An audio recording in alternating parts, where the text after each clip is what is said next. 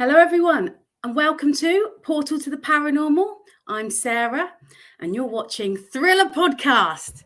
Now, this evening, I am so excited because this guy that we got on this evening, he is one of my personal favorites. I love his YouTube channel, and he has captured some of the best evidence I have ever seen.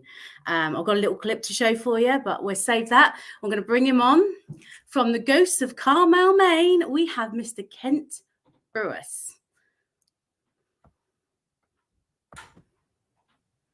Hello.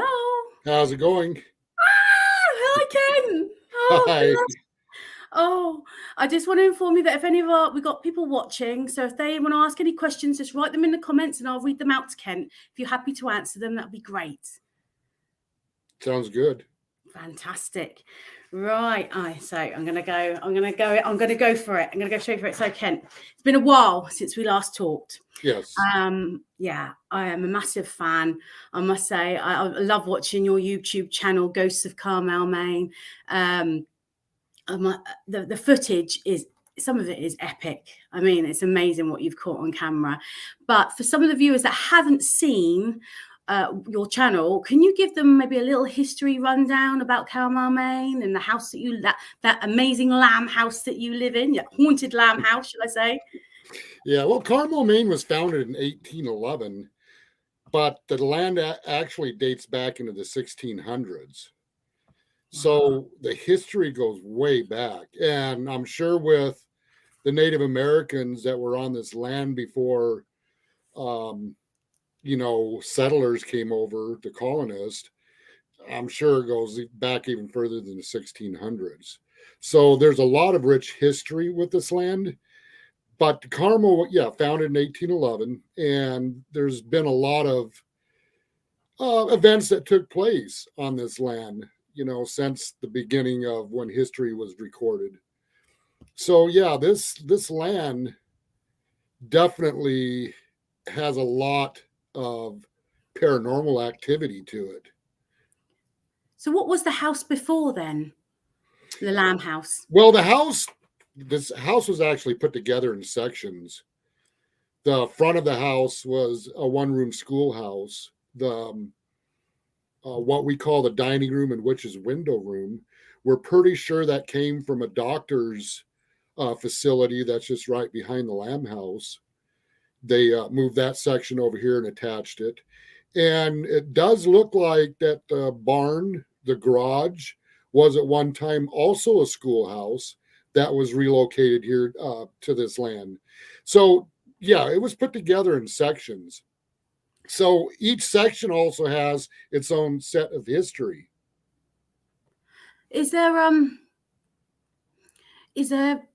oh, what was I going to say? Sorry.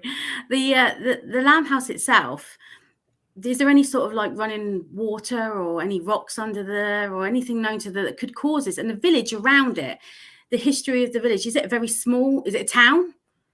Well, the village of Carmel was, back in those days, it was named the village because this is where all the commerce was. People would come into the village to buy, sell, trade. Stores all set up here. This is where, Edmund Lamb set up, the funeral parlor, which is the Lamb House. So, but there was also a surrounding area, named Carmel, North Carmel, and Damascus. Well, today that's all one town now, the town of Carmel. But there, as far as ley lines or anything that can cause this, I mean, I don't know, but you would think that there would, if that was the case, there would be energy reading levels all over this land, but it's pretty much most of the energy levels come from this house. Yeah, it's immense, isn't it? I mean, some of the activity you have had. When did this all start for you? When you first moved into the house? Yes. How did you... Yeah. Yeah. But let me remind for people that have never seen me before. When we first moved into this house, I did not believe in ghosts. I didn't believe in the paranormal. It's something that I wasn't into. But the first day when we moved in here, the next morning I was getting ready for work. and there was this little knick-knack horse sitting on the dresser, and it flew off the dresser and landed on the bed. Now, when I say flew off the dresser, I literally mean flew off the dresser and landed on the bed. It went flying over, and it just didn't drop. It flew. And I'm kind of like, okay, that's strange. So I set the horse back there, and I was jumping all over the bedroom floor trying to shake that horse off the dresser. I mean, it wouldn't even budge, and it's funny because when I was going out the door for work, I was running late. I told my wife, I said, I think this house is haunted. You just tell her that before you go, yeah? Yeah, and I wasn't serious. I mean, yeah, that was the first incident, but then, as time went by, started noticing a lot more things that just didn't make sense. It's like, when I'd have a day off from work and my wife was at work and Gary was in this house. He's actually from the UK. He's back in the UK now, but he stayed in this house for 3 years. And he was telling me a bunch of stuff that was going on when he was alone in this house. Where I remember my first day off from work, I was upstairs in my room watching Netflix, just kicking back, taking it easy, relaxing. And I heard a lady talking down by the steps, and I heard like the steps crackling, like somebody was walking up the steps. I go, oh, my wife's home. So I open up the door and I go, honey. And I'm like, what the hell is that? So that I was like, well, that's kind of strange. I would have swore I heard my wife, a female's voice, and I had assumed it was my wife. And I hollered for Gary. I said, hey, Gary, did you hear anything?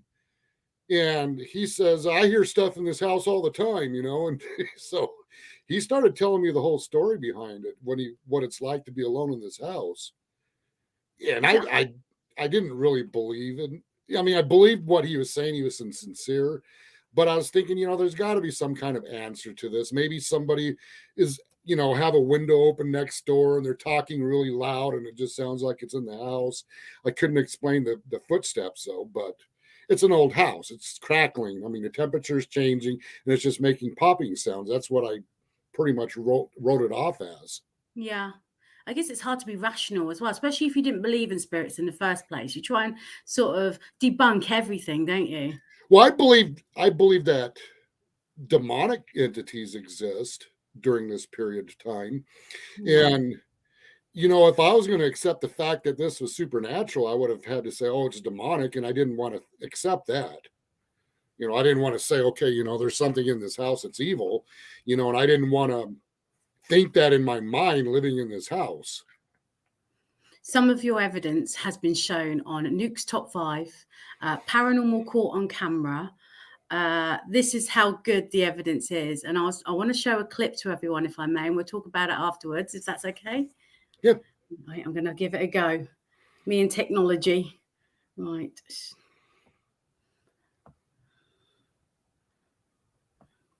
Okay, everyone, you've got to see this. This is some of the best evidence ever.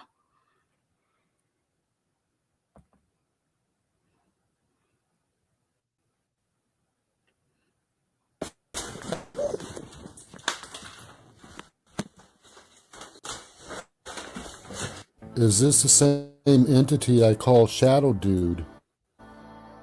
Why does his head look so abnormal and large? Okay. Is this also the same entity I call Shadow Dude? If it is, why is he trying to scare me? Why does he appear out of nowhere and simply just vanish? Due to our strange captures in this bedroom, I've always wondered what happened. Why are there so many different entities who show themselves in this house? Are they humanoid spirits or something different? I've also wondered if it was possible there is some type of spiritual battle going on. Is it possible these good spirits are fighting evil? Without a doubt, there are evil spirits around. Right. Now, Ken, when I first saw that, I was in bed. It must have been about 2 o'clock in the morning. I couldn't sleep. And I tell you what, I didn't sleep for the rest of the night after seeing that shadow bastard on the end of your bed. I thought, oh my God. Yeah. But he likes to do that, doesn't he? Yeah, that, it's what's really hard about staying in this house is that you never know what's going to happen, what's going to show up in front of you. You just No, never know what's going to take place. And no. there's some things I've seen in this house that has never been captured on camera. That's just, I mean, it's just mind-boggling. It's stuff that I wish I captured because it really makes a lot of this look elementary. And there's definitely portals in this house, no doubt. Because there's more than one spirit there, isn't there? Oh, definitely, yeah. Yeah, there's more than one. There's quite a Does, few. does Shadow Dude, does he just rock up anywhere, or is it usually in your bedroom? Because Matey Boy, there was a dark entity on your bed, which you always start off with hello, hello, and then end with oh shit as you're running down the stairs. And I do feel an ass for laughing, but I mean that's amazing. It's amazing. Yeah, it's I look back at it now. Yeah, it's kind of funny, but he definitely wasn't funny at the time. No, I can believe it. Well, Shadow Dude was an entity that was always out on the front porch, and I called him Shadow Dude. What you showed there was stuff that was captured in the very beginning, and I assumed that this was all one entity, the same entity that was out on the front steps, the same spirit that I called Shadow Dude. But later I found out that no, it's not the same entity. They're different. They come in different sizes, they come in different shapes, and they come in some strange forms at times. Sometimes they're like a foot tall, sometimes their head goes right into the ceiling. Wow. They're that tall. They're skinny, they're wide, there's just a variety of different forms of apparitions that have appeared. That bat thing, it looks like a bat.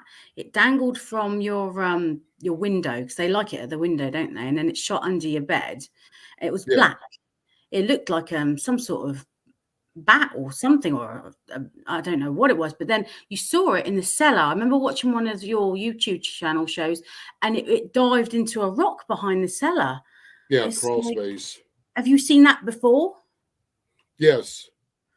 Is it shown a few times? It has. It shows up quite a bit. It's just a matter of when you can capture it on camera. But yeah, that shows up quite a bit. That's definitely not a human entity. You don't have any. You don't think it's like an imp or an animal, or like spirit of an animal? I mean, no, it's intelligent. Oh, A lady came here and provoked it, and she got attacked. no. Yeah, she got attacked. She got shoved across the basement, and that thing flew right back through the crawl space.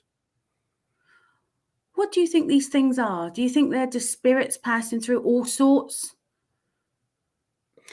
I have no idea, to be honest with you. I mean, I do know that they're not human. Now, why they are here has a lot to do with what took place on this land back in the day. I mean, the Undertaker was involved with some things that was kind of dark. No, well, not kind of dark. It was dark. All right. He belonged to a secret society where they actually used real human remains to perform death rituals. Oh my. And they also collected human remains.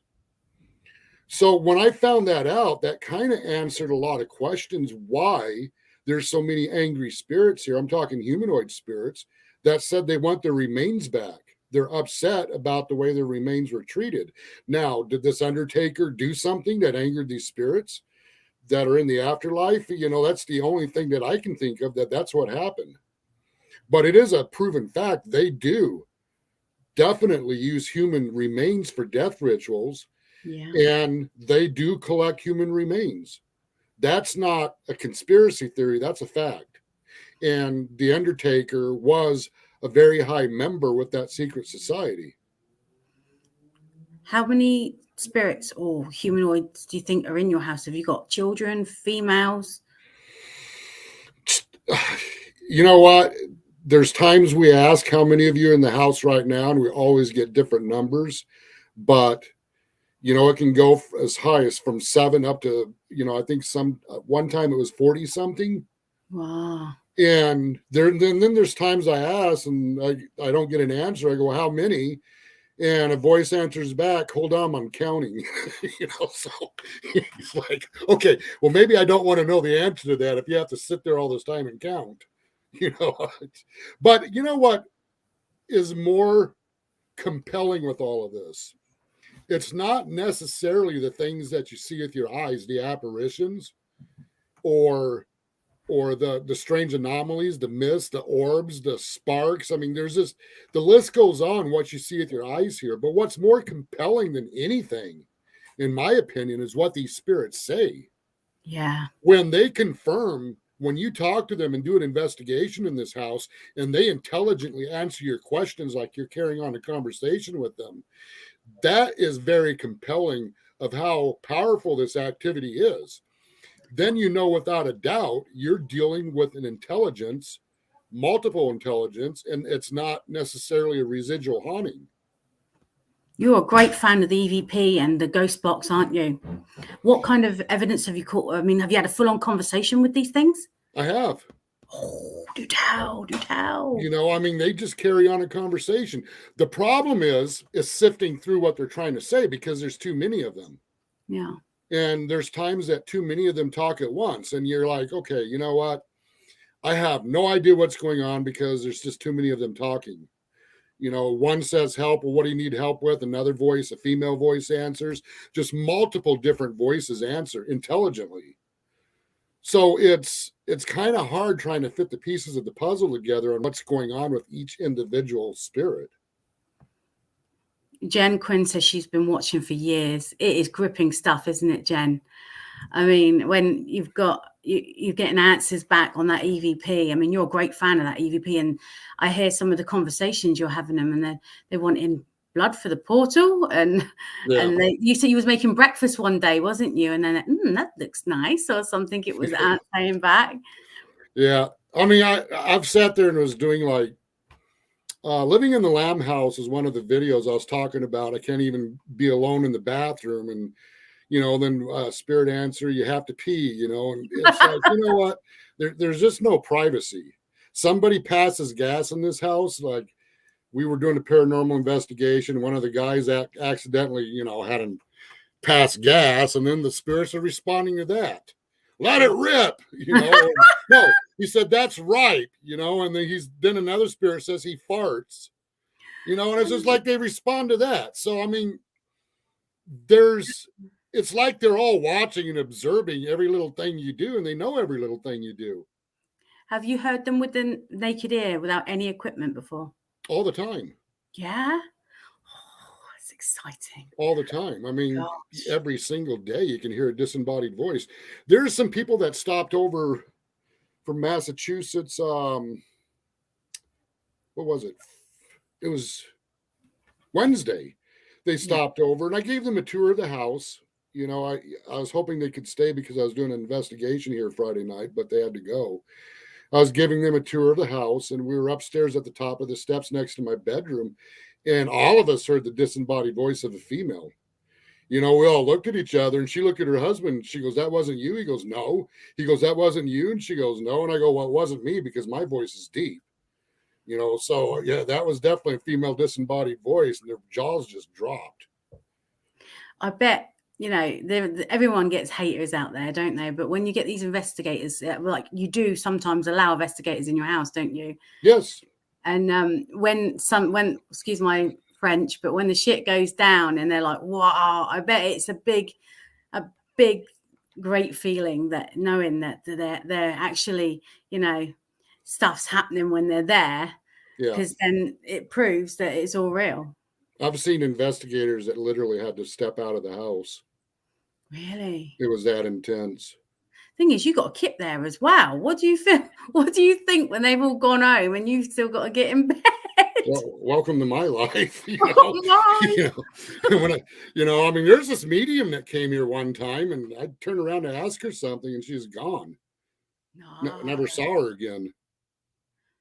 So, Kent. But that kind of concerned me. I'm like, okay, how bad is this activity when a medium runs? You know, I mean, what the hell am I getting myself into here? I mean, Oh my and that's when I was only like a year into this, and she was supposedly a medium and had all this experience, and you know, the activity started picking up. I'm like, wow, you know, I was busy filming and talking to another guy, and I turned around to look at her to ask her something, and she was not there. Wow. And I said, where'd she go? They said, I don't, she went out the back door, you know, and I looked, she was gone. She never came back. Never saw her again. It's like normal for you now, I guess. Yeah, it is. Does it just happen every now and then? Can you have a day where you just have a calm day and nothing happens, or does something happen near enough every day? There are some days that's, you know, not so active. I mean, there's activity here, but you know, it's the disembodied voices really takes place more at night when everybody goes to bed. I mean, it's like, and this is what's strange. If you've got a TV on or a fan running, that sound wave energy actually amplifies their voices. Because, I mean, think about it. Our voice is sound wave energy. Yeah. All right. It's not EMF energy, it's sound wave energy, it's vibration energy. So whenever there's vibration energy that they can use, they will use it and talk. That's why the spirit box actually is a very good tool when communicating with these spirits, because they use that vibration energy in order to communicate. Now, you know, when I first got into this, I never dreamed about using a spirit box because I didn't know anything about the paranormal. I got on, you know, some excuse me, paranormal YouTube channels and watched about the PSP-7 spirit box, how it worked, and I didn't believe it, you know, because I kind of felt like at least the stuff that I watched, I thought it was pretty much radio chatter, or there was like music sound that they're trying to say it was a voice talking, and I'm like, I don't hear it. I don't, you know, that sounds like radio chatter to me. And you know, so my son sends me a spirit box, a PSP-7, you know, and I'm sure enough, I turn it. The very first time I turn it on, though, there was a voice that said, "Hey, Kent," or "Hi, Kent," and I'm like, okay, that's strange. I definitely heard a female voice say, "Hi, Kent." You know, I'm like, okay, that's strange, but I had an issue with it because there's just too much radio chatter. How do you prove something's paranormal related when there's radio chatter? Yeah. So one day I'm like, screw it. So I hit 100 milliseconds. This as fast as it can go, you know, and I'm like, you know, listening and I'm asking questions and I don't really hear anything. I'm like, yeah, okay, you know, I just kind of give up on the PSP-7.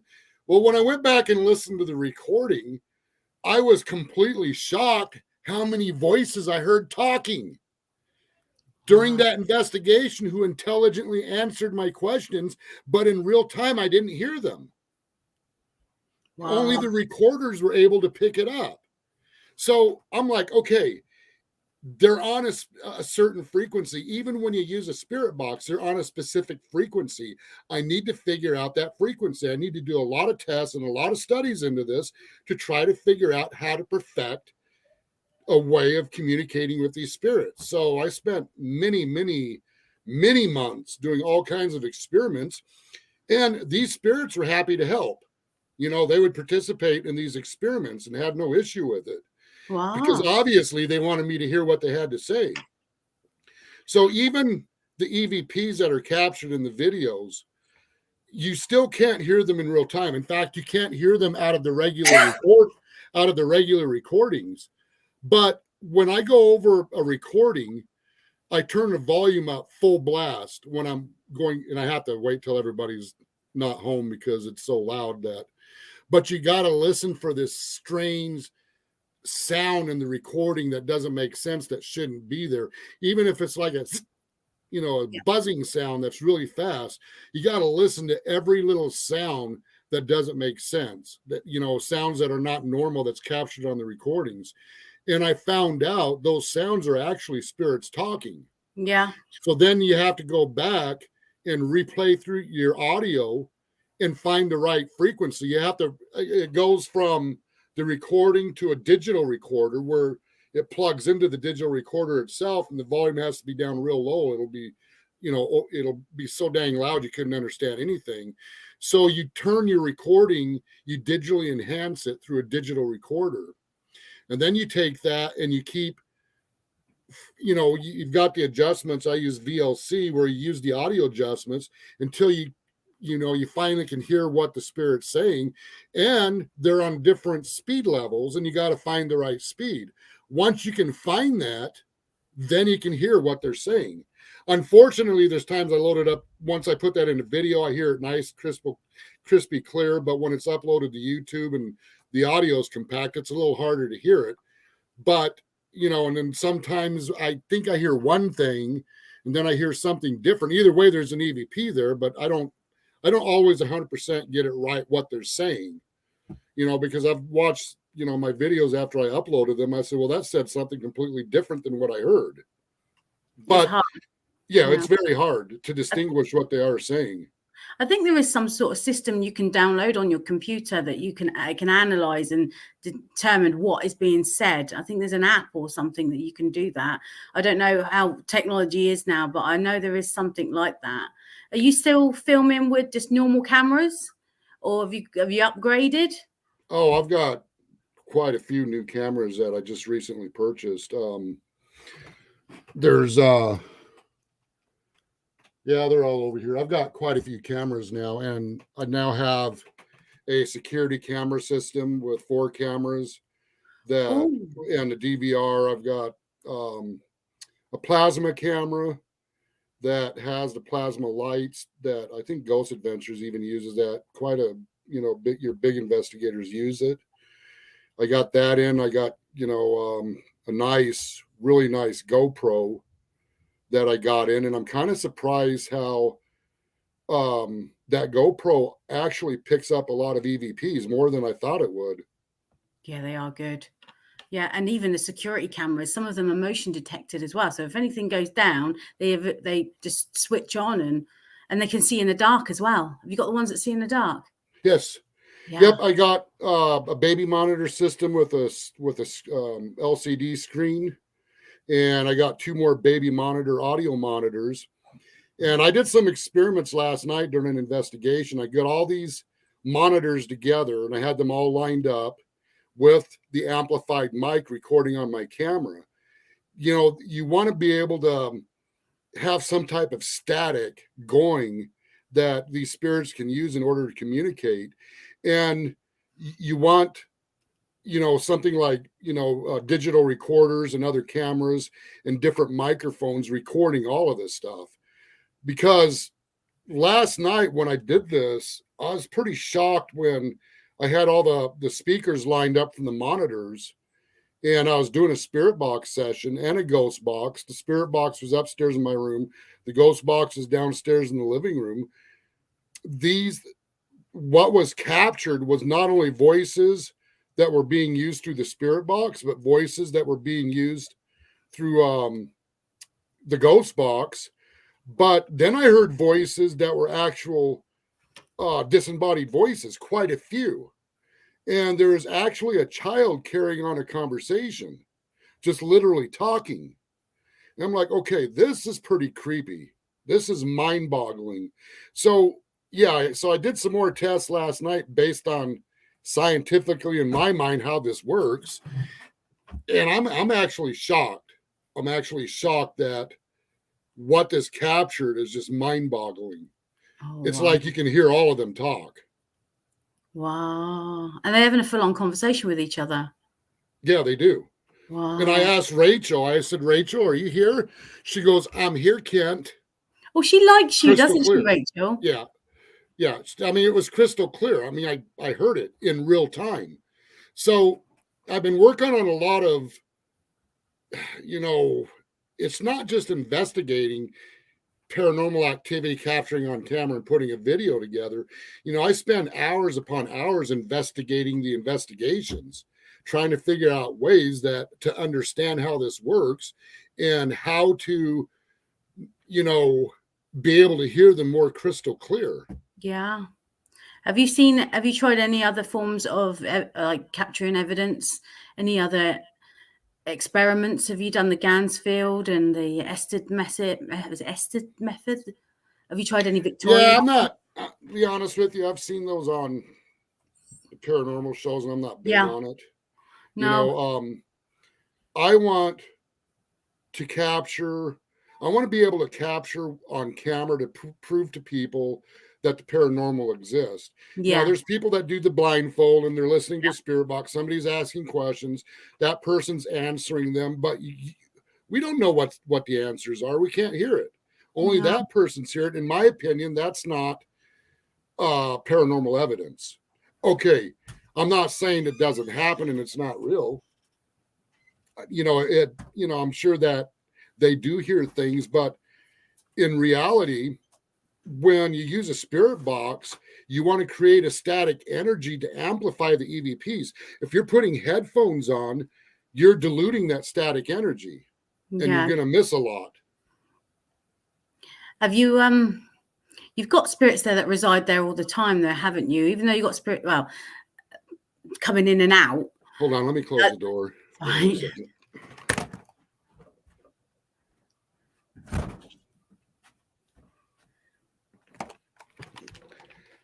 People born in a barn. Like Rachel, she's occurrence all the time, isn't she? Who else is an occurrence? Rachel's been gone for a while. Oh. Every once in a while she'd show up. But she has been back. She's been around quite a bit lately. And it could be, for three reasons. One, once this, dark encounters picked up about these entities wanting blood, she came back around to warn me. And then my brother just recently passed away, and I think that she's been around for that. No. And third, there's actually somebody that just recently died that's been to this house. Oh, wow. And I believe that she's here for him too. Oh, wow. So last night I did a long investigation with this person that recently died that's been at this house and talking with him, and then Rachel was involved with that as well. Wow. What do you think these entities want? And I remember you telling me before when we talked that there's something going on in your cellar, that there's a possibility that it could be where there's so many different things, like you said, there's dark entities as well as humanoid spirits. What do you think they want from you, or what do you think is going on, in your opinion? Well, the dark entities want blood for the portal. Oh, nice. They pretty much made that clear. And if you think about it, when the Undertaker was involved with the stuff that he was involved in, doing death rituals with human remains, there's no doubt in my mind that opened up a portal, a dark one, what they did.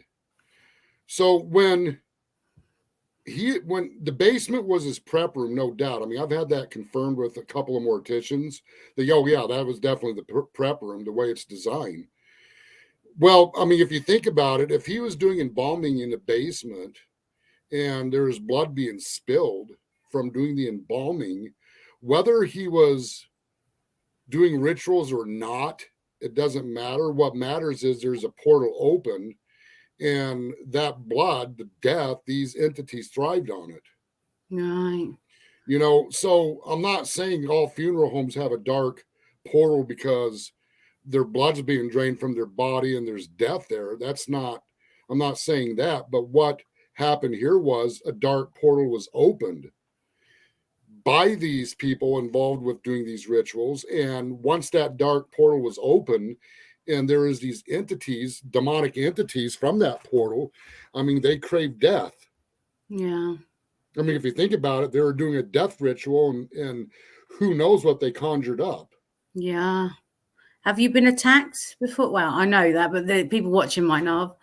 Once physically, well, maybe a couple times physically, but nothing serious.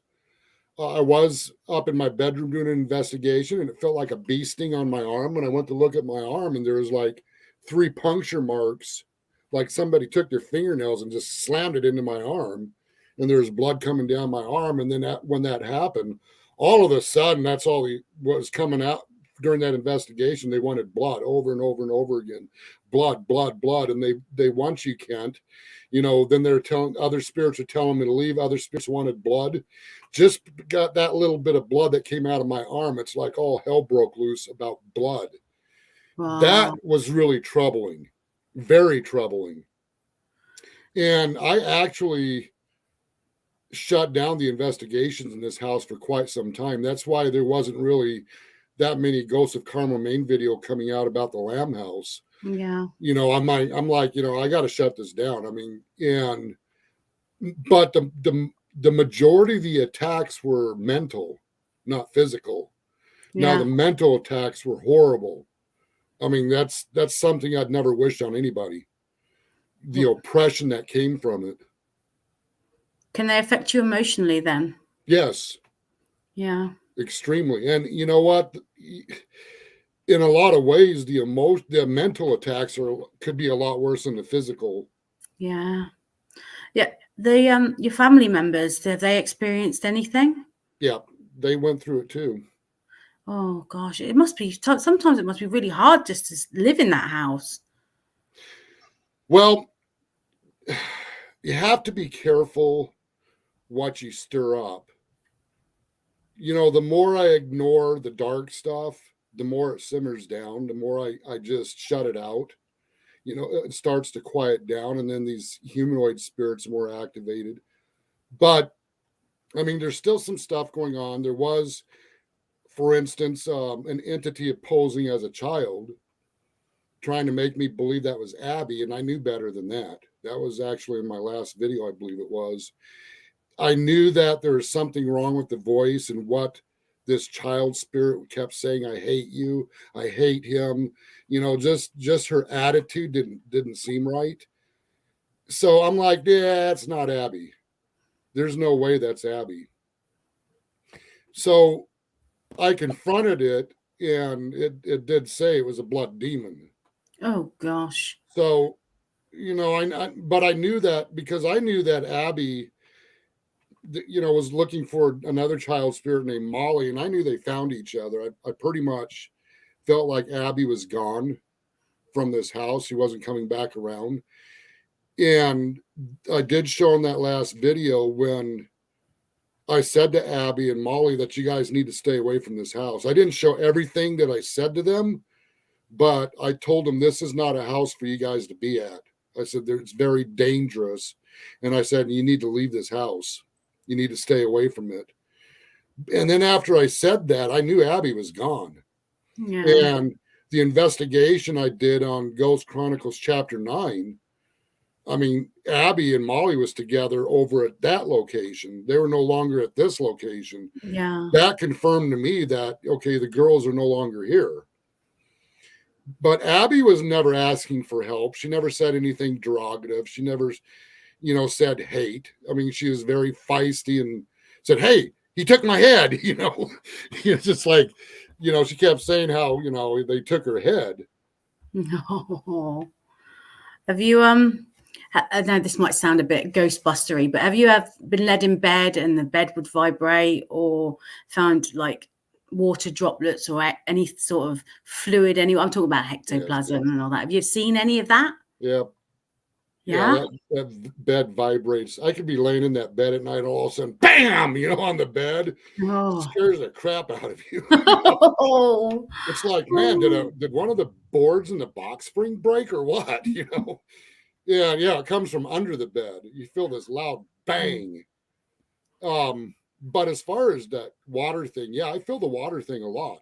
And there's times that I really thought there was water dripping on me, and I look down at my arm or my leg, and I can feel it dripping. I'm like, okay, what's leaking? I'm looking at the ceiling. I'm looking at my arm. There's nothing there.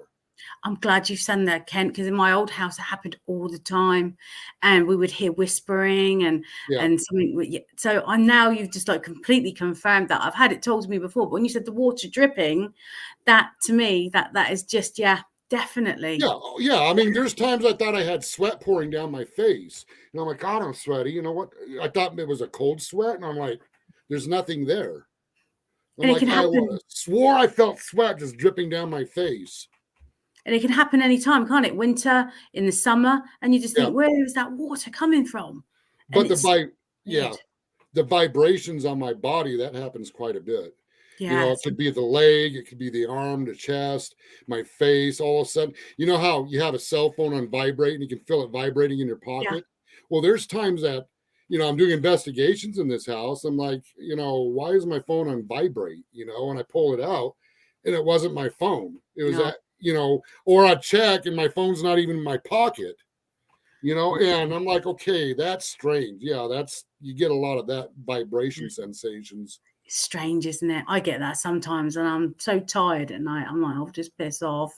I'm working on a video right now for the new YouTube channel. The new YouTube channel is called GOCM Paranormal Films. Ooh. That's where I'm going to be posting all my documentaries that are more in depth, more time consuming. But I'm redoing the farmhouse investigation. That's going to be the first video that's going to come out on that.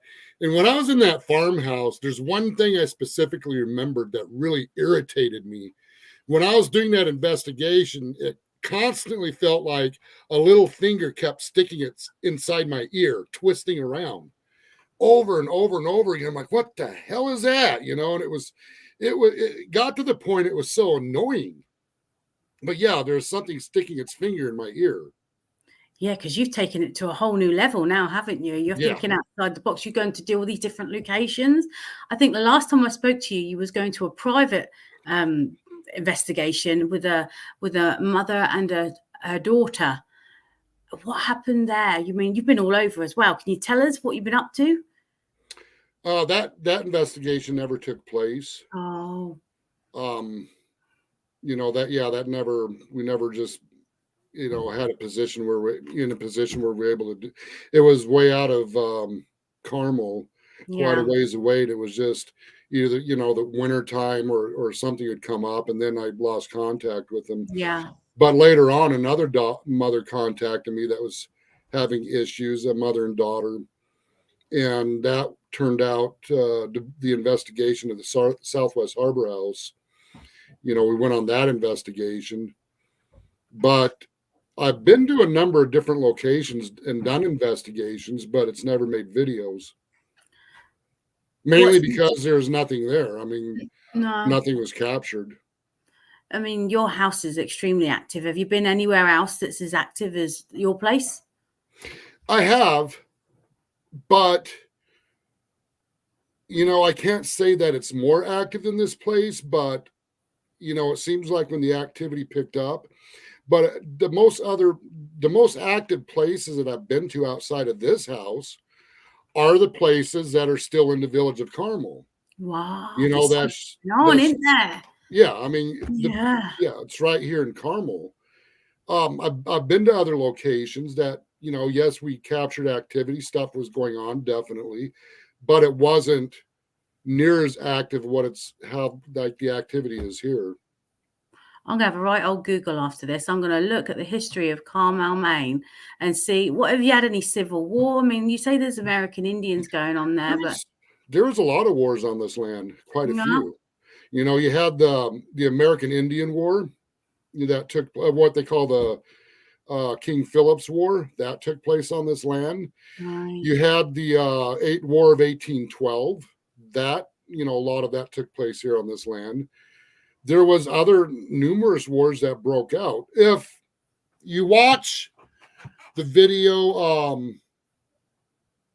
I had laughing then. Let's see. Huh? I had laughing then. I got the willies. Was that just your chair squeaking? No. I had a load of laughing. I don't know. Did anyone else hear that laughing? Like, ha, ha, ha, ha. Oh, sugar. Oh, sugar. Oh, sugar. Sugar. Is that another word for oh, shit? Yes. Okay. Just wondering. Oh, sugar. I never heard that before.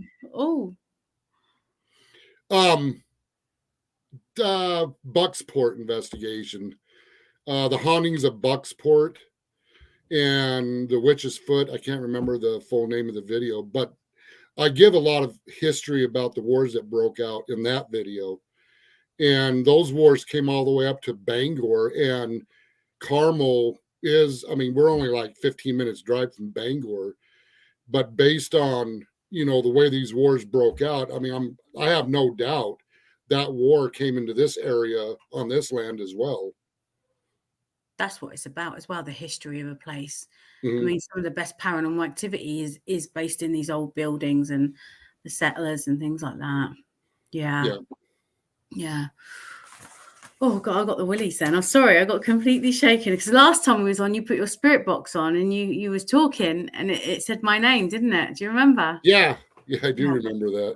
I didn't cat my pants. Do you think these spirits do they think you've coincided with them pretty well, really, considering some of them are a bit nasty? Do you think you can stay in that house for much longer, or do you feel threatened, life threatened? Have you ever felt life threatened? I haven't felt like my life's threatened from where an entity will take it, but I felt like my life has been threatened going through oppression and was on the verge of almost being broke down to a point of dying, Oh gosh. so it can take a toll on you. Yeah. But as far as, are we going to stay in this house forever? No. No. In fact, eventually we're going to be working on moving out of here and turning this into, a place where people can study the paranormal. Yeah. I don't think that this house should be lived in by anybody, in my No. opinion. I mean, It's just, is it more active after a paranormal investigation? there's sometimes it can be, but sometimes after doing a full-blown paranormal investigation, it can quiet down. I mean, you've got balls of steel, Kent. Really, I don't think I could stomach that for sure. What about your wife? What does she think of all this? Yeah, she don't get involved with it. I mean, she knows it's very real. She's had numerous encounters, Yeah. but it's something that she won't get involved with publicly, and she stays out of it as far as the investigation parts. Yeah, I can imagine. Yeah. Oh, dearie me. It's on the EVP, so as I say, I think I've had a lot of your time, but I do want to ask a bit more about your cellar. Will you go down it on your own? Well, I do a lot. In fact, I was just down there. Oh, Yesterday, I was just down there and I ran out of it. I mean, there's some strange noise, and I'm like, I think I yelled, "What in the?" I said something weird. Something weird came out of my mouth. I said, "What in the bucket pig slop crap hell was that?" It startled me, and I said something weird. But yeah, I mean, I had the recorder going too, and it was this loud hiss noise right behind me. It was almost like somebody's tire instantly just had a leak and went psst, oh, really it's when it's loud. right in the ear like that. Yeah, I'm like, what the hell? Yeah, Oh, that's startling. I was going to ask you about your doll as well. Is she being played with? My daughter? You doll. Oh, my doll. I'm sorry.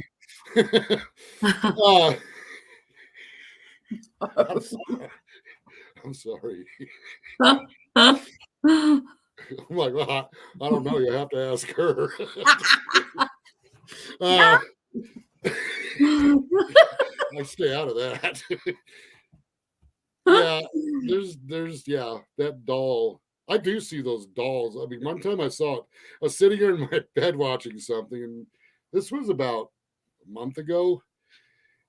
And I would have swore to the corner of my eye, I thought I saw its foot twitching. Oh no. I'd look really fast and I'm kind of looking at it. And then I would have swore I saw it move while I was looking at it. So I'm like, okay, let me ignore it and see what happens. And then, stuff wouldn't happen. But there's times I would have swore I saw that foot twitching. Oh, have you had a lot of like poltergeist activity, like stuff being chucked and thrown and moved across, like right in front of you? Yeah, it does happen, but not very often. That's something that's pretty rare. there's times like I said in my last video, I've walked into a room and there's papers just literally levitating, and then No. I look at it and it just drops. Oh Or, my God. doors will open, they'll close. All of a sudden, like the curtains will just move, and I'm like, okay, why is that window open? And you go over there, the window's not even open. There's no fans on. There's no explanation why the curtains would move. The bed moves, the covers move, the covers get pulled down at night. Loud bangs in my bedroom at night or in the house. Dishes will rattle at times, dishes will move at times, and sometimes they will fly in the kitchen. There's just a long list of stuff that happens that has to do with movement, but it's not something that happens daily. No. But I know that some people have posted videos where there's just nonstop poltergeist stuff in their house, cabinets, stuff flying everywhere in the kitchen. That's never happened here like that. Usually it's just maybe one item will move, one of the dolls in the bedroom will move. Stuff will shake, but I've never seen anything like what some people claim that is poltergeist activity. That logo that you've got on Carmel Maine, that is actually Shadow Dude, isn't it? Looking at you. Yeah. So what did he do? Did he just stand there looking at you through the window? Yeah, he just stand there and look, wave, hi, smile. He just would stand there. What is he? Is he? Because the guy in your bedroom looks like he's got a beard and he's wearing a blue top and that. Have you seen him again since? And then there's this guy that's just all in black, and you can see. How many times has that happened in your bedroom, do you think? It's happened quite a bit. It's just a matter of, in all honesty, when you capture this stuff on camera, you have the camera in the right place at the right time. Yeah. Because when you do see something, even if you're recording, you can't spin that camera around fast enough to capture it. But then there's times that the camera's captured things that I didn't see in real time. Yeah. And the camera's captured. I'm like, how did I miss that?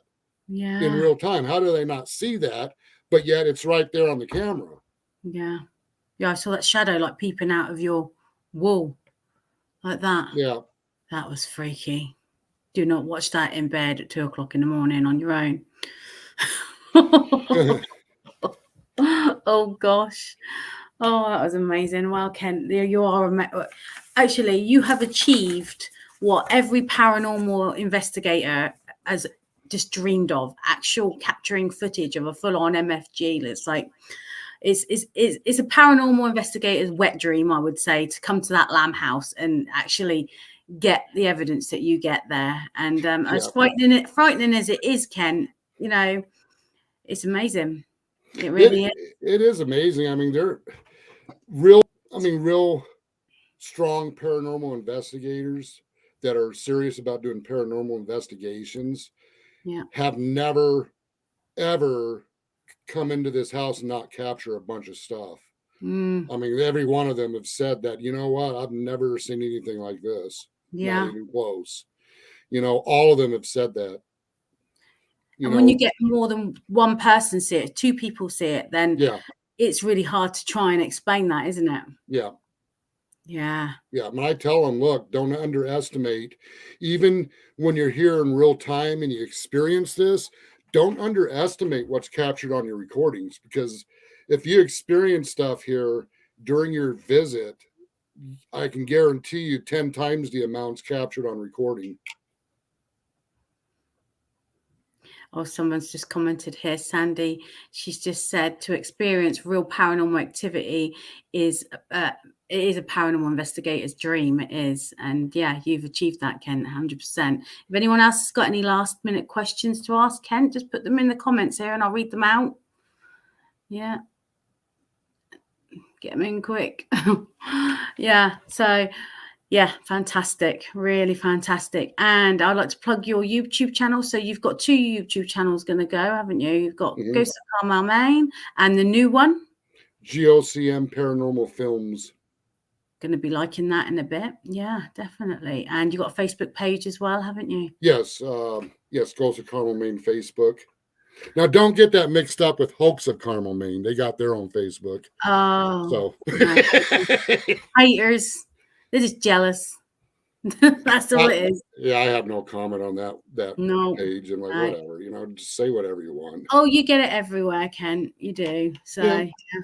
As long as you're putting it out there, and it's fantastic, honestly. Yeah, you know what? Some of these people that like to down, on their YouTube channels that, yeah, that's been debunked. Come to this house and debunk it then. Yeah. You want to say on your YouTube thing, oh, that's been debunked, it's fake. Come over here and debunk it. Yeah. Debunk 100%. It here. I dare you. And I bet that you've had people come in like that and say, oh no, and then come out thinking a whole. There have been people that really wondered if this was fake. And after they came into this house, they learned real fast, this is not fake. It shows you've got nothing to hide then, doesn't it, Ken? No. I mean, if I was faking this, there's no way in hell I'd have an open door policy. And there's been numerous people that's come in here and seen the apparitions. Yeah. Numerous. So I'm not worried about people that want to say this is fake. I really don't care. No. They've never, they've never been to this house. That one guy was, but he just saw dollar signs and was in it for the money because he saw he can really cash in on this. It's like, dude, I mean, this isn't yours. I mean, this is my YouTube channel. This is my investigations. It has nothing to do with you, but you know what, whatever. It's your life, Kent, as well. You got to live there after all. It's the fact that you actually call out and these things, these spirits actually answer you as well. That's creepy. But as far as people that's never been here said that, oh, that's got to be fake. There'd be people with PhDs beating down his door and movie producers showing up. Well, how do you know that hasn't happened? Yeah. Because I don't publicly talk about a lot of stuff that goes on. I don't talk about it. There's been numerous people that have contacted me, and there's been stuff that's gone on here in this house that I don't publicly talk about. People that's been here. Well, that's how I found that you. I don't publicly talk about. I stalked you. I found you on Paranormal Court on camera as well when I saw it on telly. And I was like, shit, I'm going to stalk this guy. I'm going to seek him out. And I did. Thank you for giving me your time. Oh, no problem. Oh, brilliant. So guys, if you want to see our website, it's www.portaltotheparanormal.co.uk. We've got loads of events going. Unfortunately, we can't get over to Carmel Maine and go to the Lamb House, but make sure that I can't stress enough. You guys got to go on YouTube right now after this and look up Ghosts of Carmel Maine and go through his videos. I specifically love the shadow dude one, the clip that I showed earlier. Should we show it again one more time, guys? I got to show you this. Just in case you've just logged in, this will make you shit your pants. And there's more. Believe me, there's a lot more. So second run on this video, guys.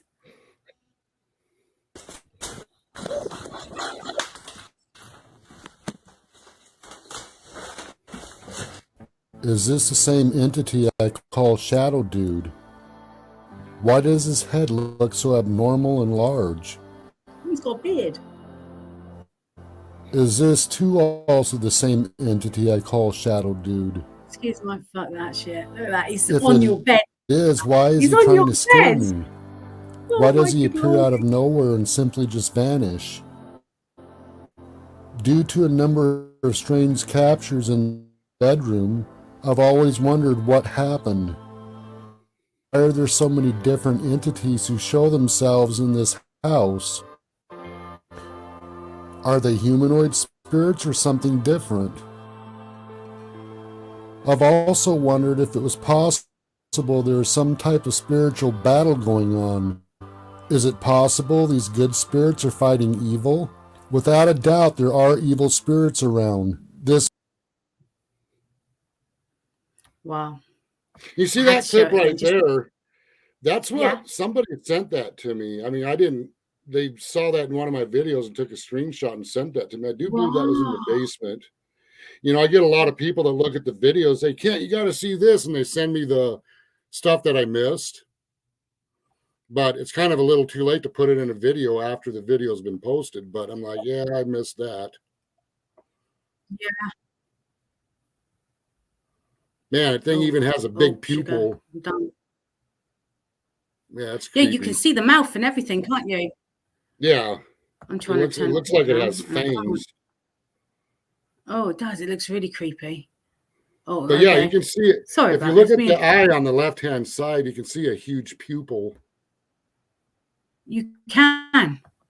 Oh, that is stuff of nightmares. Man. Right, let's see if I can put it back. Yeah. Remove it. Right. I've only just learned to do that. Well, by the way, Obviously not very well. I do sleep at night with a beanie over my head that covers my eyes. Yeah. Every night I sleep with a beanie overhead that completely covers my eyes when I go to bed at night. Oh, yeah. Because if the noise wakes me up, I don't want to see what's there. I honestly don't. The last time I saw something is when it was in one of the videos, that shadow that was standing in front of the TV, and it just like folded in itself. And I jumped out of bed and I yelled, honey, and I was going to turn on the light. Ever since then, I slept with a beanie on my head when it's time to actually go to sleep. That way, if I hear a noise and I look, I don't instantly see something. Wow. Oh, gosh. Where is the most activity then? Is it everywhere? What's that? House? Where is the most activity? Is it everywhere in that house? Well, I think most of it's up in my bedroom. But, I mean, it's everywhere in the house. But if you want to really carry on a conversation with them, just a one-on-one talk with them, my bedroom's the place to be. Oh, my goodness me. No chance of a lion on a Sunday then. Yeah.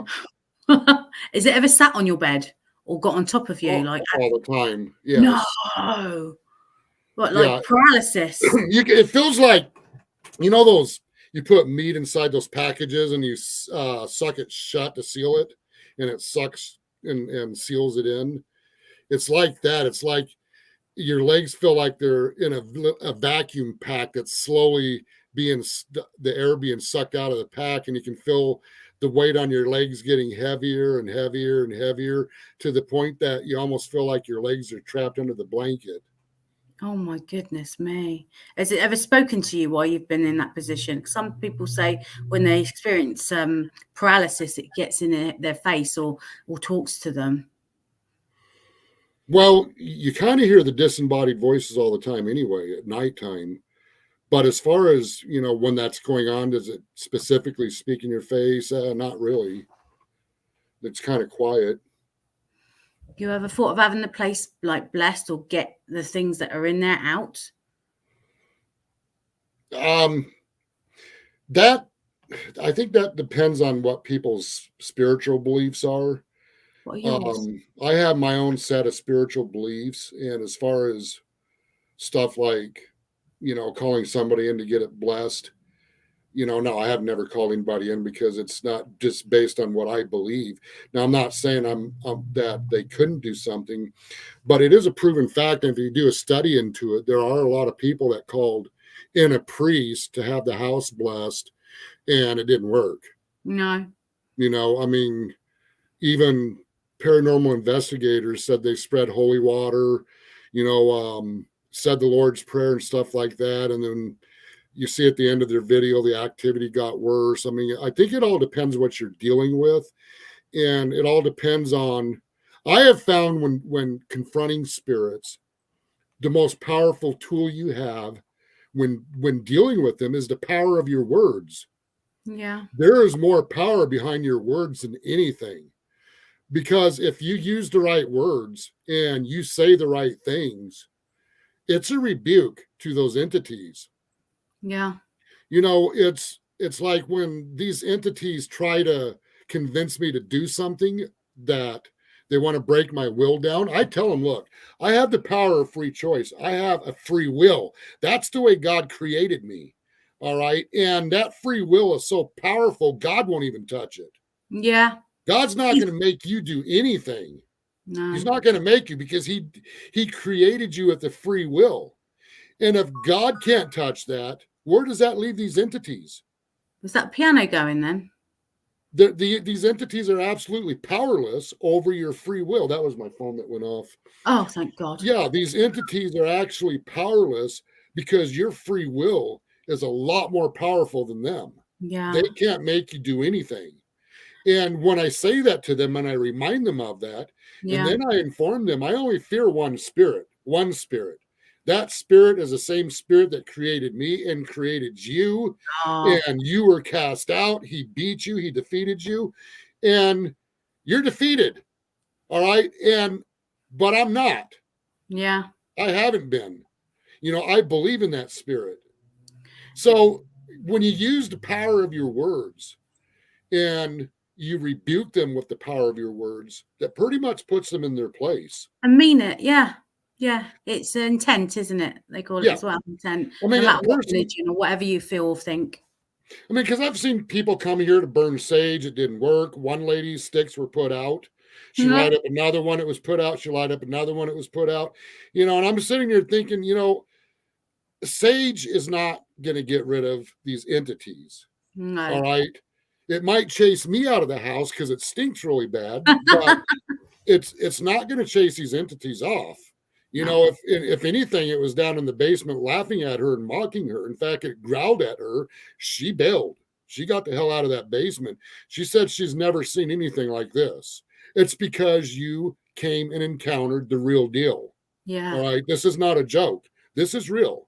Yeah. And you can only put them in your place by your own personal faith, and you better stand on that faith. I told one lady that said she was going to rebuke the entities out of her house. I said, be careful, because you better seriously believe in what you're saying, because these entities will know if you believe or not.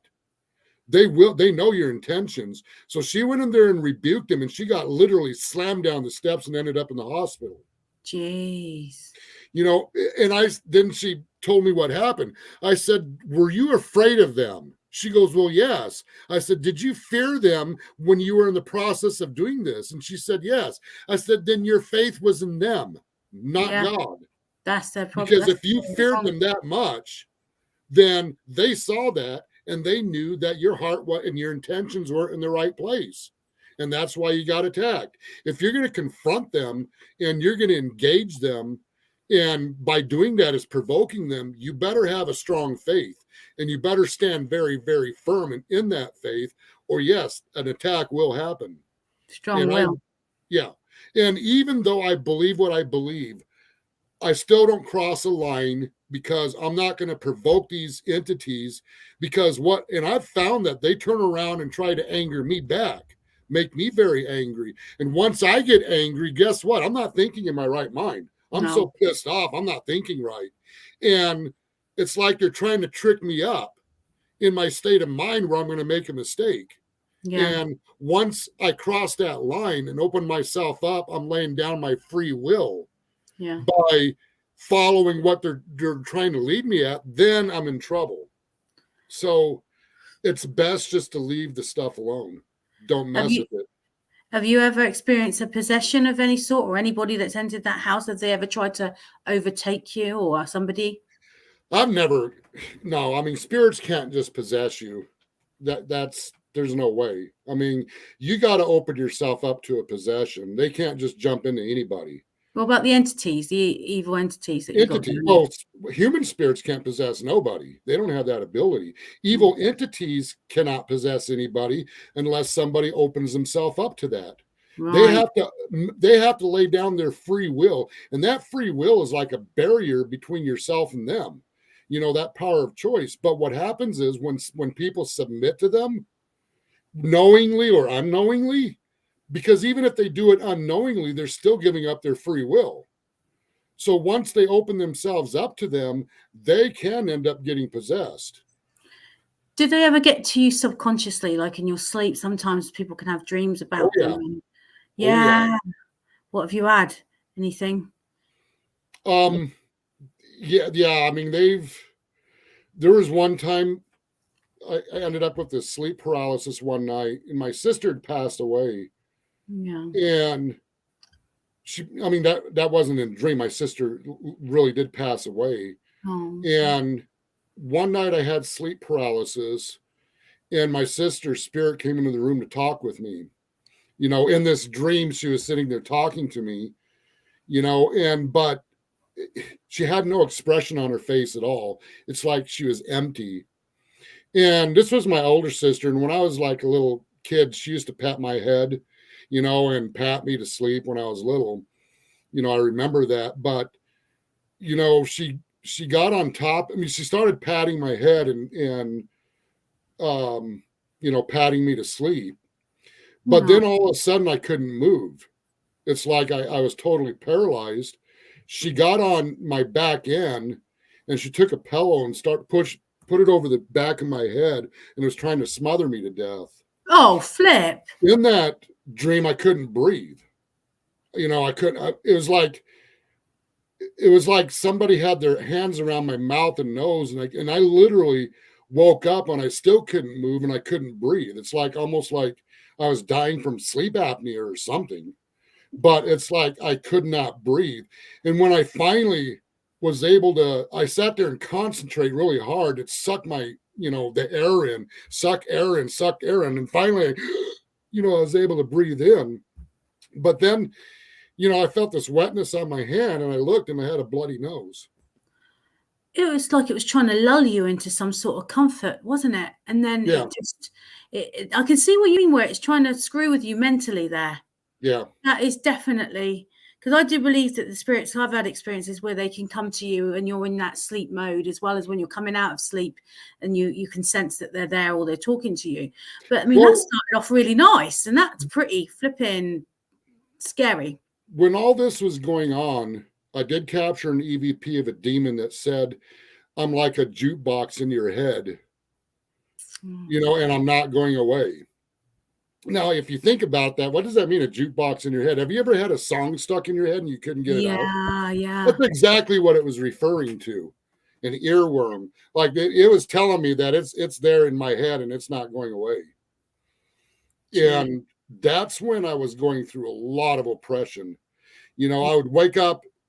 I don't care if the sun was out. It just felt dark outside. I started losing weight. I started just, there's no life left to me.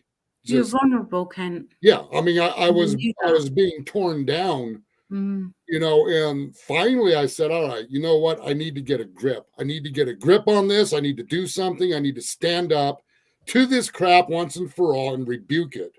Yeah. And face it, come to it face to face. And that's when, and on top of all of this, while this was all going on, this horrible oppression, then I find out my grandmother Burris, my dad's mother, was involved with dark forms of witchcraft. Oh, sugar. And then I find out my, grandfather was major into, he was a 32nd degree Mason, and he was deep into the darker form of Egyptian mythology.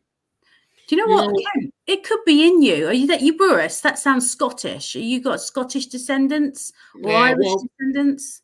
Burris is actually my dad was adopted.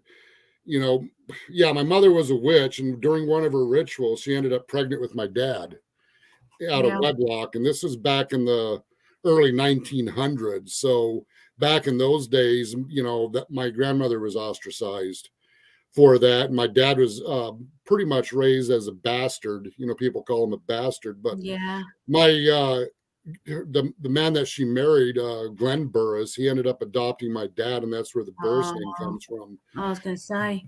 But on both sides of my grandparents and great grandparents is very, very dark. Yeah, it could be in you. Maybe that's why you're so sensitive to it all.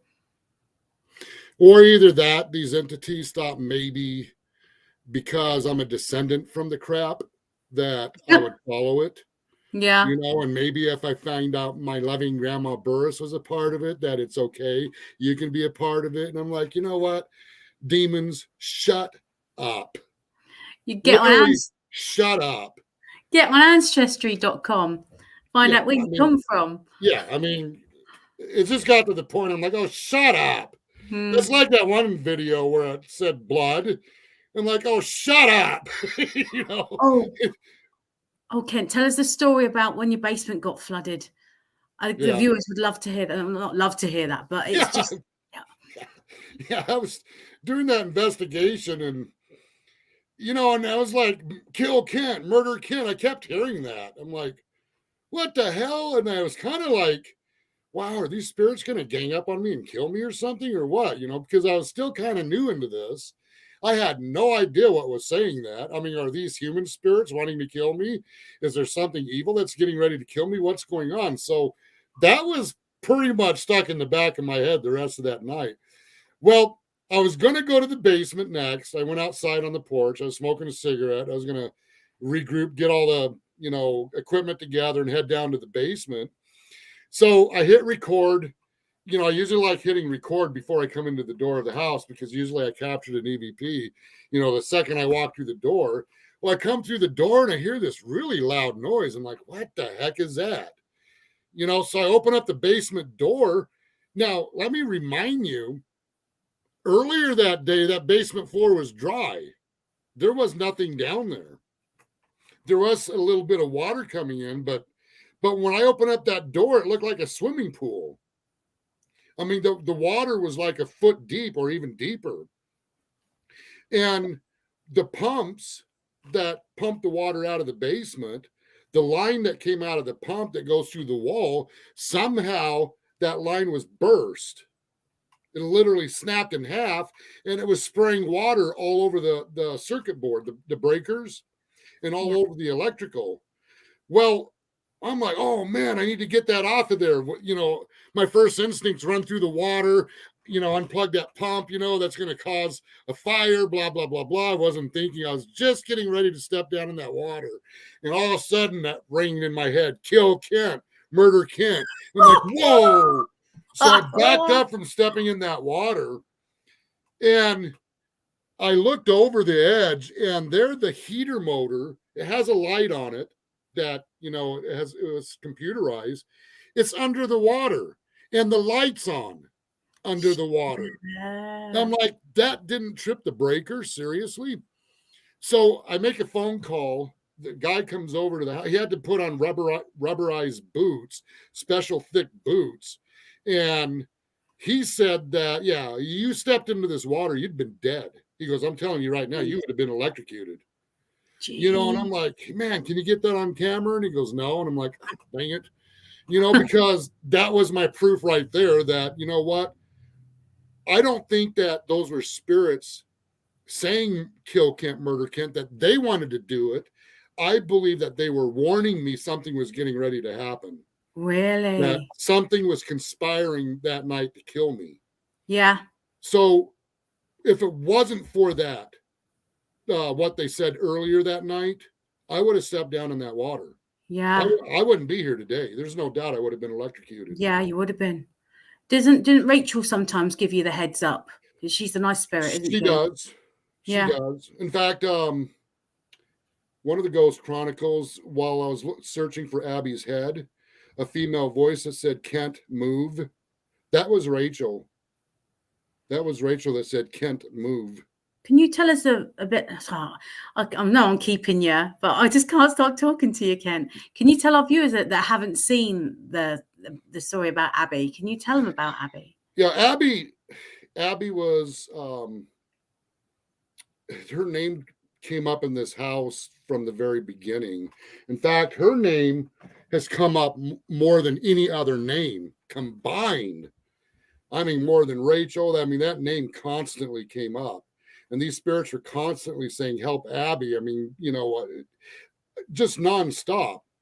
Well, back in those days, I was no paranormal investigator. I didn't know what I was doing. You know, okay, help Abby. Who's Abby? I do believe there's two Abbies, an adult Abby, which was named Abigail. And then there's a child named Abby. Now, who's Abby's mother to this day, I don't know for sure. But Abby, I believe personally that Abby died as a baby. But yet these spirits say she's 7 years old. Okay, so you're going to say, wait a minute, Kent. You just said she died as a baby. I have a theory. and I don't really say this in the videos, but think about this. This is when common sense kicks in. When a baby dies at birth and it goes into the spirit realm, into the afterlife, who's going to take care of it? How is a baby just going to sit there in the afterlife being completely empty-minded with no knowledge and just lay there as an infant in the afterlife? How? Or when a baby dies, it's believed that the age of an age of when a child reaches a full child before the age of accountability is 7, which the number 7 comes up in biblical teachings. But if a baby dies when it goes into the spirit realm, is it automatically ascension, and is it automatically at the age of 7? Yeah. Is its spirit at the age of 7? Now, I'm not saying this is the case. This is real. Listen to me. You need to believe this. I'm not saying that. It's just a small theory that I have. Yeah. But either way, whether that's true or not, I don't know. It's just a theory to make sense because, again, if the baby goes in the afterlife, how does it function as a spirit? They say they grow, don't they? They say that. Or they're automatically ascension at the age of 7. Boom, Yeah. the minute they're in the afterlife. I don't know. But anyway, Abby, these spirits said she was 7. But they kept saying that Edmund took her head. And Abby, these spirits kept telling me this. So Abby stepped, because I wasn't paying attention. I'm like, come on, Edmund took her head, get real. Why would Edmund take their head? Now, a lot of viewers don't like Edmund. As far as they're concerned, he raped dead people. I get a lot of messages like that. Well, I don't know that. I'm never, ever, ever going to say something like that because I don't know. But those that don't know who Edmund is, the people that watch it. Who is he? Edmund was the Undertaker, the man that was involved with the secret societies. Right, yeah. So they kept saying Edmund took Abby's head. Edmund took her head. Edmund kept her head. And then Abby finally got frustrated. And one time during an investigation, she goes, hey, he took my head. Wow. Edmund took my head, and it's like she was wanting me to hear it. And then she said that he took my skimples, and I'm like, what the hell are skimples? I thought skimples it was a bag of candy. I'm like, okay, now you're telling me Edmund took your candy? Well, when I was going over the recordings and heard he took my skimples, I'm like, what are skimples? So I had to look online what skimples were, and they're actually undeveloped breasts. Right. Is what skimples are. And I never heard that word before. That's the first time I ever heard of it. I heard of it from Abby. Well, I honestly kind of felt like, all right, I know I found bone fragments that belong to Rachel, but seriously, who would take a child's head? Who would keep a child's head? This is kind of crossing a line, and I'm never going to go out there and claim Edmund took Abby's head. No. I need some type of proof that this is the case. Well, after multiple investigations, they seemed like they were getting frustrated with me. They were trying to tell me Abby's head was in this house. And in a lot of ways, I just kind of blew it off. I'm like, yeah, you know what? It's just a little hard to buy this. But once I found out what secret society Edmund belonged to, in which I can come out and say it was the Oddfellows, then I knew right then and there, okay, what are the Oddfellows involved in? And that's when I found out they do use human remains for death rituals, to face their own mortality. They do keep human remains, and a lot of them collect human skulls. So I'm like, okay, maybe there's some truth behind this. Maybe it's possible if Edmund was this. And then I did research on how deep Edmund was involved with it. He was deeply involved with the Oddfellows. So I did further investigations on it, and they finally the spirits led me to exactly where Abby's head was. And I can't show it all on social media. I did show a couple pictures on one of the videos, but I can't show everything that's going on with it. But there is a child's skull under the floor where the spot is on the floor. Oh, you found it. Yes, it's Holy there. shit balls. It's there. Oh my God. And there's also a long hair wrapped around the floor joist that goes under the floor. It's almost, well, it's impossible. I can't get to it. You have to cut the whole floorboard out to even get to it. Right now, everything's on hold until the people get here to take the investigation over, if that makes any sense. Some people are going to be here for that. But they said, leave it alone, don't touch it, because we got to prove that, first of all, you need to prove, well, somebody can say, well, Kent went to a grave and stole somebody's head and stuffed it under the floor. No, they want forensics to come in to cut the floor up, get to the skull, document that it's been there for numerous years and hasn't been touched. So that's why I made some contacting people. Now, it is so old, it's not a criminal investigation because of the age of it. And it is a known fact that Oddfellows around the United States, their old lodges, skeletal remains have been found under floorboards and the walls, and they have found, anybody can Google that. Just Google Oddfellows skeletons found, and you can read all the articles on it. So they did collect human remains. And I even talked to a Grand Master, and he said, oh yeah, we still do that to this day. We do have human remains, real human remains, and we still do the death rituals using those human remains. We still do that today.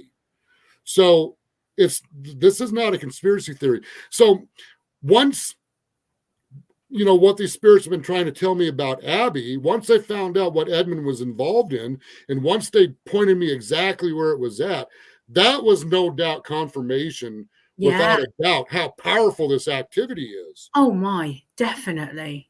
Yeah, that's better than flipping Gansfield or flipping, what's one when they draw a picture and they tell you, what have I drawn? I've drawn a duck or I've drawn a boat. No, I'll show you where the baby's head is, mate. Yeah. It's right in the floorboards. That's amazing. So what happened is that spot that's on the bedroom floor, that was actually where Abby's head's at, under the floor.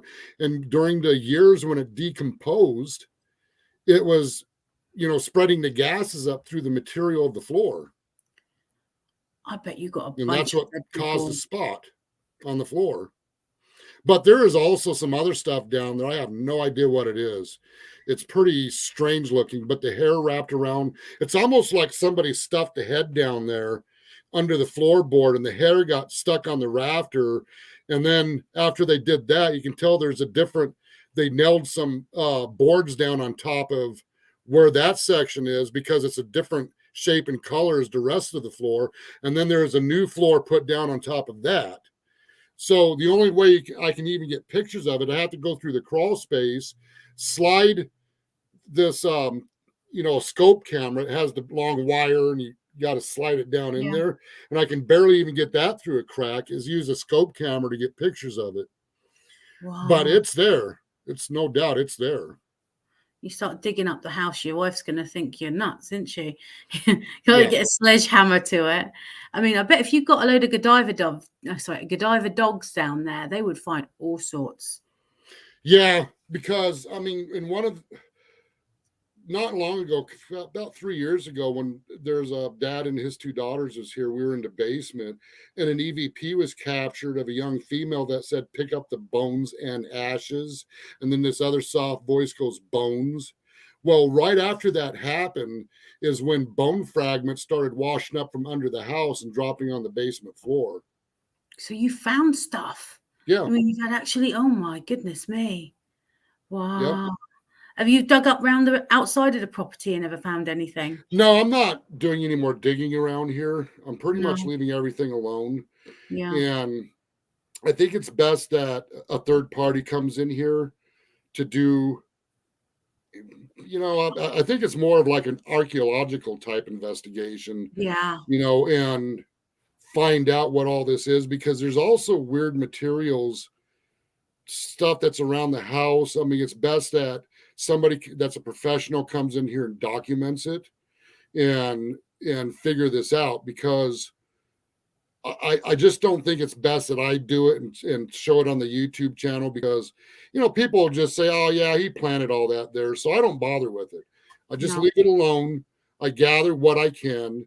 You know, I tag it, I date it, tag it, write down where it was found. Yeah. And, you know, we'll let somebody else handle, you know, all of that and try to figure out exactly what's on this land. I mean, for all we know, too, there could also be an Indian burial ground here. Could be. Maybe that's why, you know. And it's possible those secret societies could have known there was an Indian burial ground here, and regardless, built on top of it anyway, because of their type of beliefs. I don't know. So many possibilities, isn't there, Kent? Yeah. Really?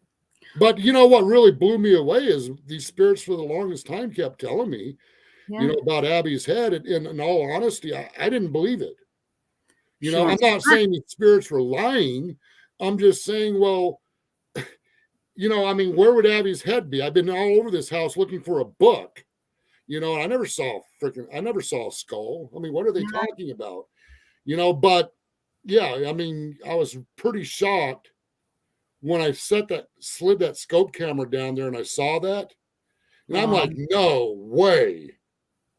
You know, in all honesty, I wanted to take a big saw and cut the floor wide open, put the cameras on it and show everybody, look, you know, see, but, you know, I'm like, yeah, I better be careful how I handle this. Yeah, definitely. You can't tamper with something. Yeah, it's best getting the proper people in to sort that out. Yeah. Oh my. Wow. But then, after that, these spirits have not once, after I found it, have never, ever brought up Abby's head again.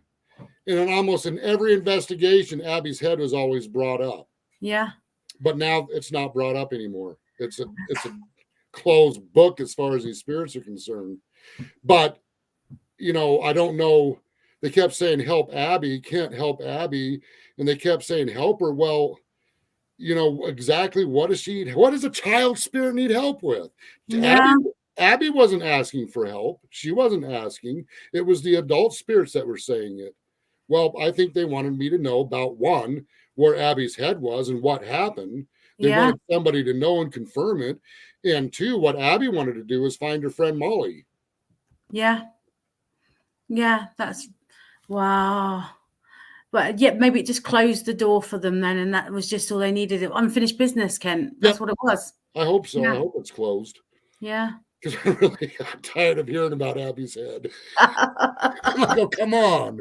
Again, Abby's head? Come on, guys. Oh. Tell me where it's at. Hide and seek with the spirits. Jeez, not again. Like, I'm not going to rip this house apart like I did at the book. You know, and here the book was under my nose the whole time. They told me in the beginning where it was, but I wasn't paying attention because I was looking for something old and ancient. Yeah. You know, an old antique book. And here it was a modern day book that was sitting there they wanted me to look at. Oh, I complicated that. Well, I wasn't about to rip this house to pieces again looking for a head. I got visions of your wife coming home and you there with a sledgehammer and a pair of denims and everyone's raking up the flipping floorboards and knocking walls down. Somebody was telling me that about a movie Kevin Bacon played in about some female ghost came to him wanting him to find her body. And everybody thought he went totally mad insane and that he ended up finding the girl's body. I never heard of that movie, but they told me about the movie of that.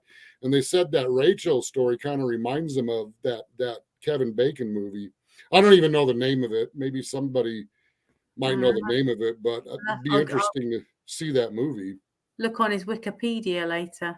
Yeah. It'll be on there. I mean, a lot of mediums are used in the police force, aren't they, to find bodies and things like that. I mean, I've spoken to some, and some of them have had the opportunity.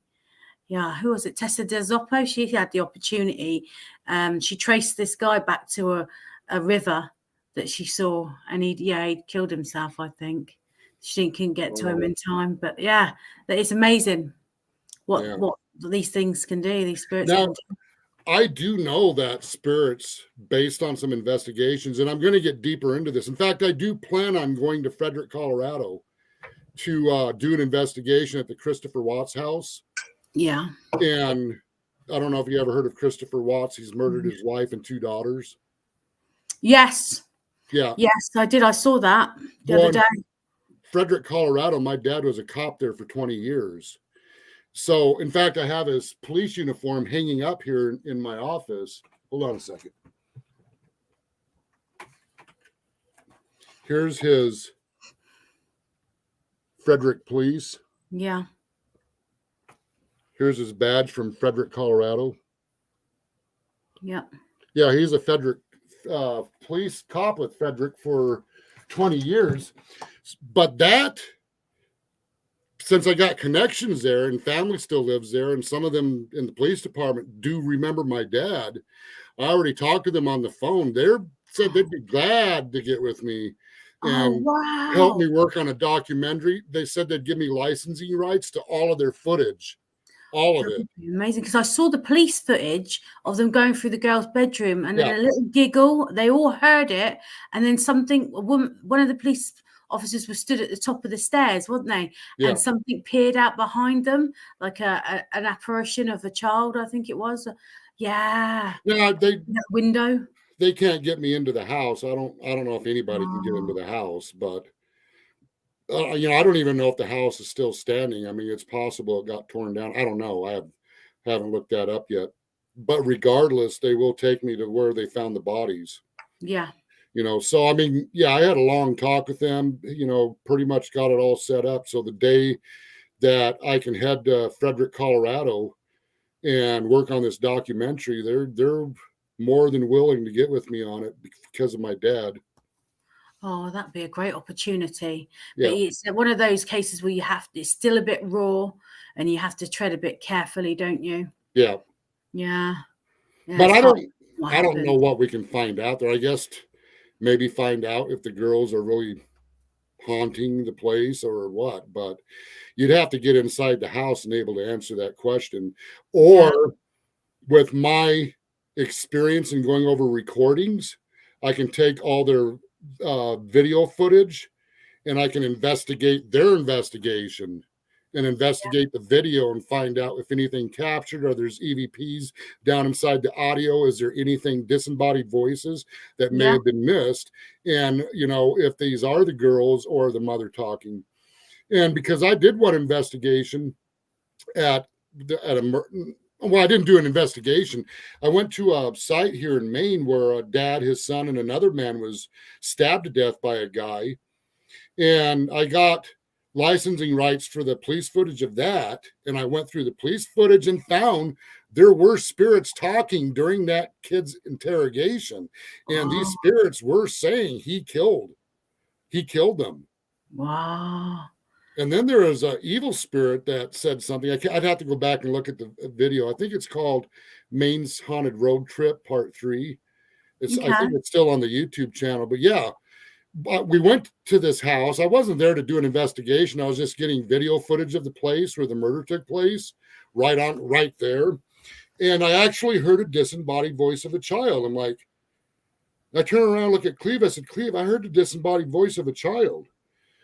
So I started recording and just getting shots of different places on that location. And sure enough, there is definitely paranormal activity there. And during that guy's interrogation, those spirits, the dad and the son, were telling the detectives that he did it. Oh, it's a tragic.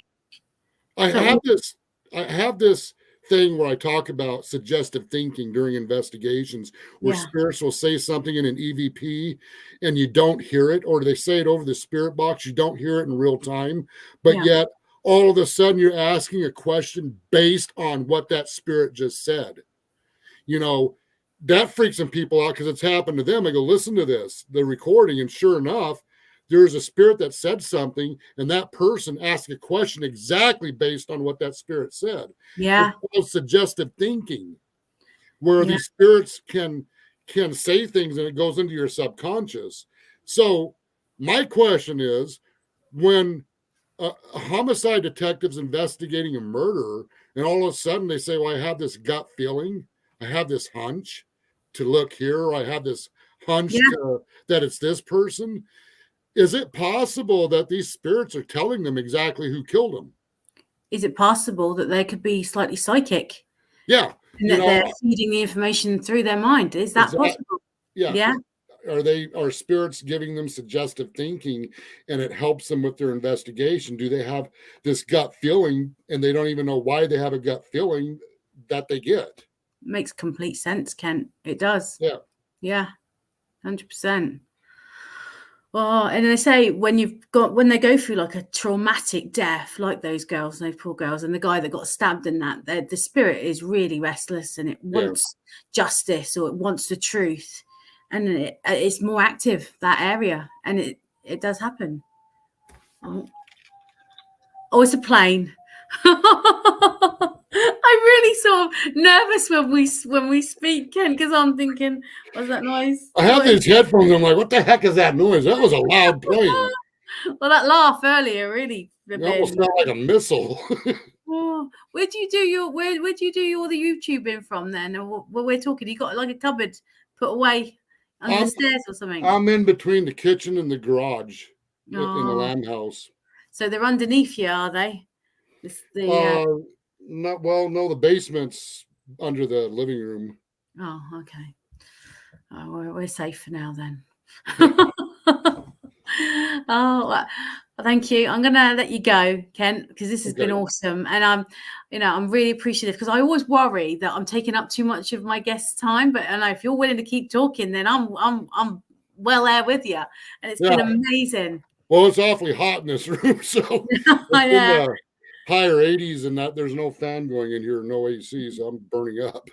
What about Maine? Were you close to what major cities in Maine? In Carmel, are you near then? Well, when we lived in Florida, my wife's parents lived in Carmel, Maine. So when my wife wanted to move back to Maine, that's why we came here to Carmel, because this is where her parents lived. I bet it's got some lovely scenery, though. It does. And is it freezing in the winter, though? Oh, yeah. Yeah, I can imagine. Last 2 winters haven't been bad, but it does get cold. I've seen it hit 20 below here. Jeez. If I'm ever in that area, Kent, can I come around and do a ghost hunt? Oh, definitely. Oh, I'll bring you some scones, because I'm a baker. Okay. They're not called, guys. They're not called. What do you guys call them? You call them biscuits. They're not. They're scones, love. They're scones. Scones? Scones. And we have them with cream and jam. See, I never heard of that before. Biscuits? I wonder if you've ever heard of skimples before. Skimples. Are they like the flat ones, are they? Yeah. Yeah. Like, I never heard that word. I mean, you know what? These spirits say things I never heard of before. No. And the way they and then sometimes you gotta think on their level just to even understand what they're saying, because they talk different. They're Old English. Yes. They're probably from like 16th century, come over on like immigration, and they will speak, and some of them are from Britain. Well, the UK. Yeah. Yeah. Yeah. And then some of them even have an Irish accent that's so distinct that I can't understand what they're saying. It completely makes sense, Ken. It really does. I mean, maybe looking up some history and seeing what descendants actually settled in Carmel, Carmel, Maine, that would be amazing. Yeah, there was some Irish settlers here. They got ran off, but they were here at one time. Yeah. But a lot of them got chased off by when all hell broke loose, when the Irish were persecuted here on this land. I mean, they got burned out of their homes, killed. You know, there was a group faction that went around killing the Irish. Like I said, this land has a lot of history. Yeah. And that took place right here in Maine, where these group factions went around killing the Irish. Is there a reason why it's called Carmel? Because it's like the sweet flavor, isn't it? Carmel, was it? No, it was based on Mount Carmel in the Bible. Oh. When the Ruggles, Reverend Paul Ruggles, founded this as a town, they named it Carmel after the Mount Carmel in the Bible. Oh, right. That's where Elijah was on the mountain where he's, I think that's what it was. Yeah. So, yeah, that's what it's named after. Right. Okay, then, everyone, thank you for watching. And thank you, Kent Burris. You've been amazing. Check out his YouTube channel, Ghosts of Carmel, Maine. Watch the videos. I promise you, you might need a pillow and you won't sleep. but it is amazing. It's some of the best paranormal footage I have ever seen in my life. He's brilliant. You're brilliant, Kent. Thanks for having me on. Okie doke. Time to go sit in the AC. Yeah, definitely. All right. Bye. Ciao for now.